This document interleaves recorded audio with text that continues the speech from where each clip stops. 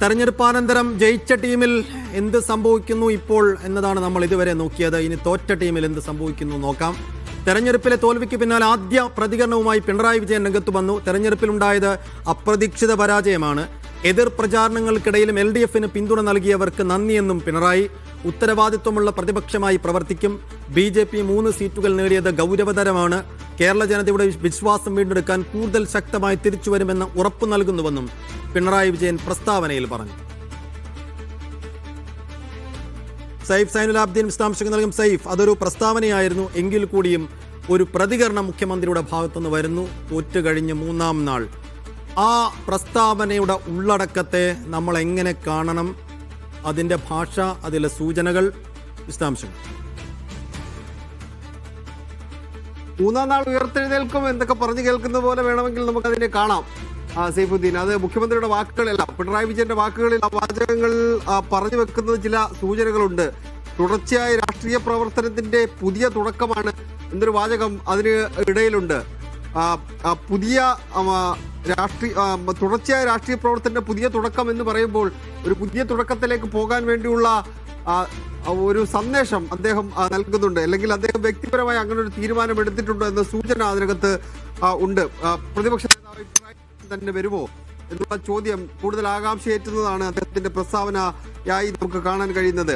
ജനങ്ങളുടെ വിശ്വാസം നഷ്ടപ്പെട്ട നിലയിൽ വിശ്വാസം മെച്ചപ്പെട്ട നിലയിൽ വീണ്ടെടുക്കാൻ കഴിയുമെന്ന പ്രതീക്ഷയാണ് മറ്റൊന്ന് അദ്ദേഹം പങ്കുവെക്കുന്നത്. കഴിഞ്ഞ 10 വർഷത്തിലുടനീളം നടപ്പാക്കിയ വികസന പ്രവർത്തനങ്ങളും ജനക്ഷേമ പദ്ധതികളും സമൂഹത്തിൽ വലിയ മാറ്റങ്ങൾ ഉണ്ടാക്കിയിട്ടുണ്ട്. അവ നിലച്ചു പോകാതിരിക്കാനും മുന്നോട്ട് കൊണ്ടുപോകാനും ശക്തമായ ജനജാഗ്രത ആവശ്യമുണ്ട്. അതിനു മുന്നിൽ ഇടതുമുന്നണി ഉണ്ടാകും എന്നാണ് പിണറായി വിജയൻ പറയുന്നത്. നവകേരള നിർമ്മാണവുമായി ബന്ധപ്പെട്ട് കഴിഞ്ഞ സംസ്ഥാന സർക്കാർ നടപ്പാക്കിയ കാര്യങ്ങളുമായി ബന്ധപ്പെട്ട എല്ലാ കാര്യങ്ങളും അദ്ദേഹം വിശദീകരിക്കുന്നുണ്ട്. ജനങ്ങളുടെ ജീവിത നിലവാരം ഉയർത്തുന്ന ഏത് നല്ല നടപടിയെയും പിന്തുണയ്ക്കും. അതേസമയം ജനവിരുദ്ധമായ തീരുമാനങ്ങൾക്കെതിരെ ശക്തമായി പ്രതികരിക്കുകയും ചെയ്യും. ഉത്തരവാദിത്തമുള്ള പ്രതിപക്ഷമായി LDF പ്രവർത്തിക്കും. അതാണ് LDFന്റെ ലക്ഷ്യം എന്നാണ് അദ്ദേഹം പറഞ്ഞു വെക്കുന്നത്. അതിനൊപ്പം തന്നെ മതനിരപേക്ഷതയും മറ്റും ഉയർത്തിപ്പിടിക്കാൻ വേണ്ടി അത് ഇടതുമുന്നണി എല്ലാ കാലത്തും അതിനുവേണ്ടി പോരാടിയിട്ടുണ്ട്. അത് ഇടതുമുന്നണിയുടെ അടിസ്ഥാനമാണ്. ആ അടിസ്ഥാനത്തിൽ ഊന്നിയുള്ള പ്രവർത്തനങ്ങളായിരിക്കും നടത്താൻ പോകുന്നത്. ഈ തെരഞ്ഞെടുപ്പിൽ നൽകുന്ന സൂചനകൾ മതനിരപേക്ഷത സംരക്ഷിക്കണം എന്ന് ആഗ്രഹിക്കുന്നവരെ ആശങ്കപ്പെടുത്തുന്നതാണ് എന്നാണ് മുഖ്യമന്ത്രി പറയുന്നത്. BJP 3 സീറ്റുകൾ നേടിയതിനെ സൂചിപ്പിച്ചുകൊണ്ടാണ്